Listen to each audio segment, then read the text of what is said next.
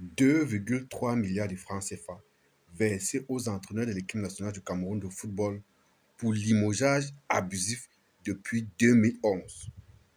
C'est le nom de Samuel Etofis qui est gâté ici dehors. Je dis bien, c'est le nom de Samuel Etofis qui est gâté. Depuis 2011, le gouvernement, l'État du Cameroun, a versé près de 2,3 milliards de nos francs CFA aux différents entraîneurs de l'équipe nationale du football du Cameroun pour rupture abusive de contrat. Vous comprenez bien que ce marché, j'emploie bien le mot, le terme est bien choisi, que ce marché des ruptures abusives de contrat ne date pas d'aujourd'hui. J'aurais même mieux dit en disant que cette mafia des ruptures abusives de contrat des entraîneurs de l'équipe nationale de football du Cameroun ne date pas d'aujourd'hui, ne commence pas sous les Samuel Etofis ou sous les Mouele Kombi. C'est un business, c'est un marché qui a été institutionnalisé depuis belle lurette au sein du ministère des Sports et depuis la présidence de la République. Donc, peu importe les ministères qui vont passer, les gars trouvent cette mafia-là et ce marché-là qui avait déjà été mis en place. Les gars s'engouffrent uniquement dedans. Vous comprenez donc que ce n'est pas une affaire de Conceição, ce n'est pas une affaire de Samuel Etofis, ce n'est pas non plus une affaire de Volker Finke, c'est une affaire de Mouele Kombi autant pour moi. C'est une affaire qui concerne tous les fonctionnaires de la présidence de la République, tous les fonctionnaires du ministère des Sports qui travaillent là-bas depuis au moins 20 ans. Je dis depuis au moins 20 ans.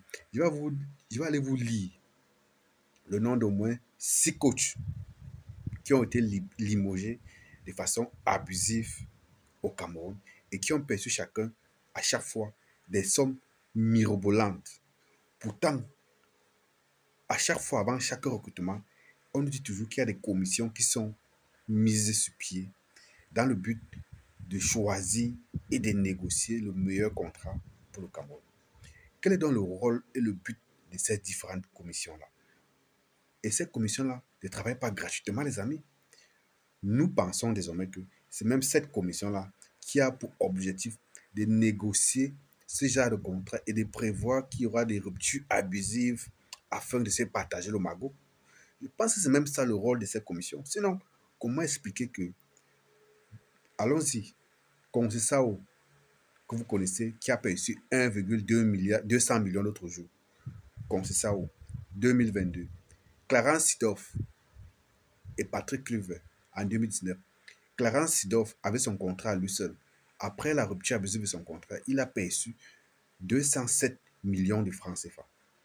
Son ami avec qui il entraînait, Patrick Kluivert, a perçu 100 millions de francs CFA pour rupture abusive de contrat. Les deux avaient travaillé au même moment.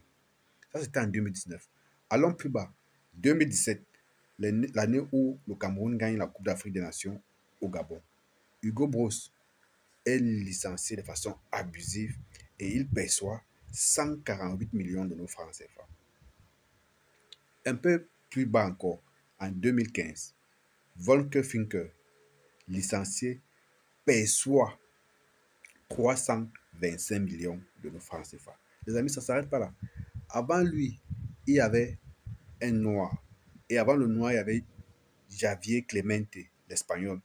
En 2011, licencié de façon abusive, il perçoit la rondelette somme de 200 millions de nos francs CFA. Les amis, je ne préfère m'arrêter là. Je préférerais remonter jusqu'à 2011 pour que vous compreniez que, en fait, c'est le nom de Samuel Etofis qui est gâté. Mouele Kombi a commis un communiqué torchon, permettez-moi le terme, les amis, un communiqué torchon dans le but d'incriminer Samuel Etofis, dans le but de lui imputer la faute de cette rupture abusive, dans le but de lui faire porter le chapeau pour que l'opinion publique pense que c'est à cause de Samuel Etofis que l'État du Cameroun a dû débourser 1,2 milliard de francs CFA des caisses du trésor public. Voilà la réalité des faits. J'ai dit c'est depuis 2011. En 2011, je crois que Samuel Etofis était encore footballeur actif. Mais alors que déjà, cette mafia-là était déjà installée à la fédération, au ministère des Sports et à la présidence de la République. 2011, 2015, 2017, toutes ces années-là, Samuel Eto'o n'était même pas encore dirigeant du football camerounais. 2019, pareil. Mais c'est son nom qui est gâté. C'est le nom d'un Gambais qui est gâté. Les amis, j'ai fait plusieurs vidéos sur cette même chaîne dans laquelle je m'interrogeais sur la rapidité avec laquelle ces gars ont été pressés de verser 1 milliard 200 millions à Conceição. Et d'après les informations qui nous étaient parvenues, je vous disais que il y a des rétrocommissions qui ont été payées et qui vont être versées et que le coach Conceição ne va toucher qu'une infime partie de ces 1 milliard 200 millions. C'était la même chose avec tous les autres coachs que je viens de citer. Seedorf, Kluivert, Hugo Broos, Vanker Finker, Javier Clemente, tous les autres que je ne cite pas, que je n'ai même pas cités. C'était le même mécanisme, les amis. Vous comprenez que quand ces gens-là s'asseyent et refusent de laisser la gestion administrative et financière à la Fédération camerounaise de football de façon complète, c'est parce que ces gens-là poursuivent et chassent le magot. Là, le magot en question. Les gars veulent toujours à tout prix recruter un entraîneur et le mettre à la disposition de la Fédération camerounaise de football. Pourtant, ça aurait été simple, comme les textes le prévoient, de subventionner l'Africa Foot, comme la loi prévoit que l'État du Cameroun peut subventionner une association, c'est-à-dire verser à l'Africa Foot la somme d'argent nécessaire pour recruter un entraîneur et le payer. Là, ça aurait permis à l'Africa Foot d'avoir toutes les cartes en main, de choisir le coach en fonction des moyens que l'État aurait mis à sa disposition et de pouvoir soumettre ce coach au désirata de l'Africa Foot. Pourquoi on n'assiste pas à ce qu'on est en train d'assister aujourd'hui, un coach insoumis et insubordonné? Mais que non, ces gars-là savent tout ça. Mais ce n'est pas leur problème là-bas, ce n'est pas leur objectif là-bas. Leur objectif, ce n'est pas la grandeur du football camerounais. Non. Leur objectif, c'est de se remplir les poches, les amis. C'est de se remplir les poches. Qu'est-ce que vous ne comprenez pas? C'est de ça qu'il s'agit. Ce pays est très, très dangereux, les amis. Quand vous voyez les choses se passer, ne soyez pas pressés. Attendez, la vérité finit toujours par sortir. Il y a un document qui circule depuis hier sur la toile. On voit là les adjoints locaux de Conceição qui étaient au Mambik et l'autre compatriote là, c'est encore qui là, c'était au Mambik et notre compatriote dont j'oublie le nom, qui étaient les adjoints de Conceição à l'époque, qui avaient dû faire les mains et les pieds auprès du Premier ministre pour qu'on leur solde leurs droits, comme on a soldé ceux de Conceição l'autre jour. Et combien même, les gars ils ont vu que Mambik était dans un état critique et c'est par pitié que les gars ont décidé de verser à chacun de 66 millions de francs CFA comme dommage et intérêt pour rupture abusive du contrat. C'est bien écrit dans cette note-là. La note que vous avez en train de voir là. C'est bien écrit que c'est urgent parce que Mambik est dans un état critique. Ça veut dire que s'il n'était même pas dans un état critique, c'est que les gars ne lui auront pas versé cet argent. Regardez la différence, le gap qu'il y a entre ce qu'on a versé à nos confrères camerounais qui travaillaient avec Conceição à cette époque-là dans le même staff. Les deux ont perçu, chacun d'eux a perçu 66 millions de francs CFA. Voilà donc Conceição et ses deux autres adjoints et l'analyste, je crois, qui ont perçu officiellement 1 milliard 200 millions. Mais nous savons tous que c'est faux, comme je vous ai expliqué plus haut. C'est la mafia qui perçoit ça. Les gars se partagent ce magot-là entre eux. Vous comprenez pourquoi Samuel Eto'o va être tué. On veut la tête de Samuel Eto'o à tout bout de champ. Ne réfléchissez plus. J'espère que c'est enfin compris, les amis. Allumez vos cerveaux.